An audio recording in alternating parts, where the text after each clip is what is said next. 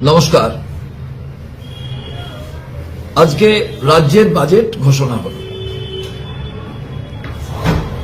আমি বাজেটটি দেখছিলাম। আমাকে বহু সাংবাদিক বলছিলেন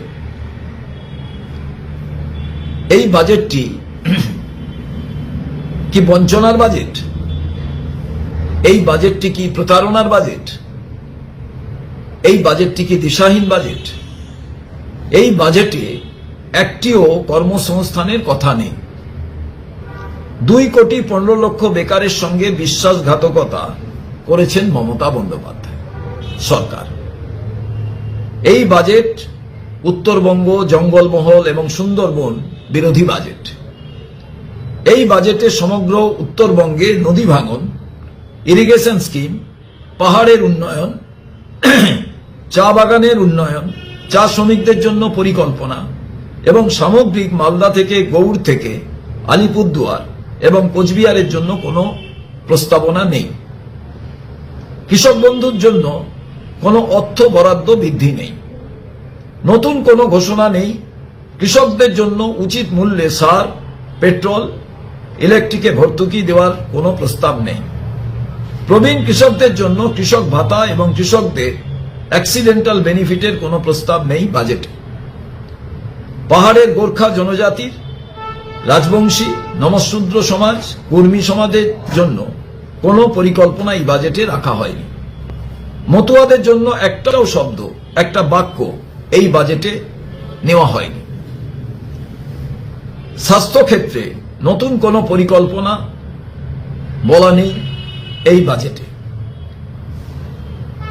নতুন পে কমিশনের কোনো প্রস্তাব নেই।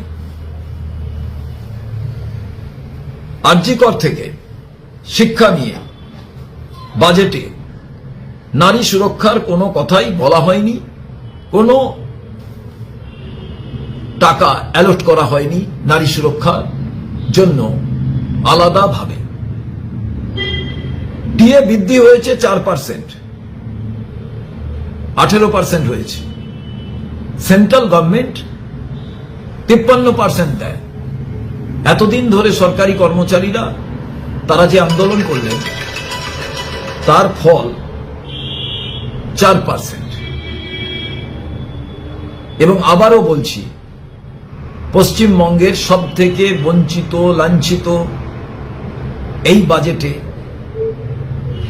এবং বিশেষভাবে প্রতারিত হলেন বাংলার যুবক যুবতী, যারা কর্মপ্রার্থী, যারা নিজের থেকে সেলফ এমপ্লয়মেন্ট হিসাবে কিছু করতে চান। একেবারে দিশাহীন বাজেট, যেখানে মাইক্রো ম্যাক্রোর কোনো অ্যামালগামেশন নেই, যেখানে অর্থনীতিকে দৃঢ় করার জন্য, বুনিয়াদকে শক্ত করার জন্য, শিল্পের কি উন্নতি সে বিষয়ে বিস্তারিত কিছু নেই।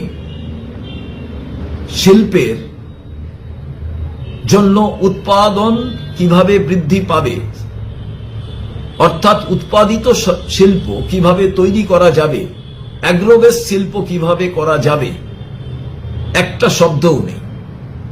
প্রচুর আলু তো উৎপন্ন হয়, তাকে নিয়ে নতুন কোনো অ্যাগ্রোবেস ইন্ডাস্ট্রি করা যায় কিনা সে বিষয়ে একটিও শব্দ কিংবা পরিকাঠামো দিক থেকে তার উন্নয়ন বাজেটে কোনো প্রভিশন নেই।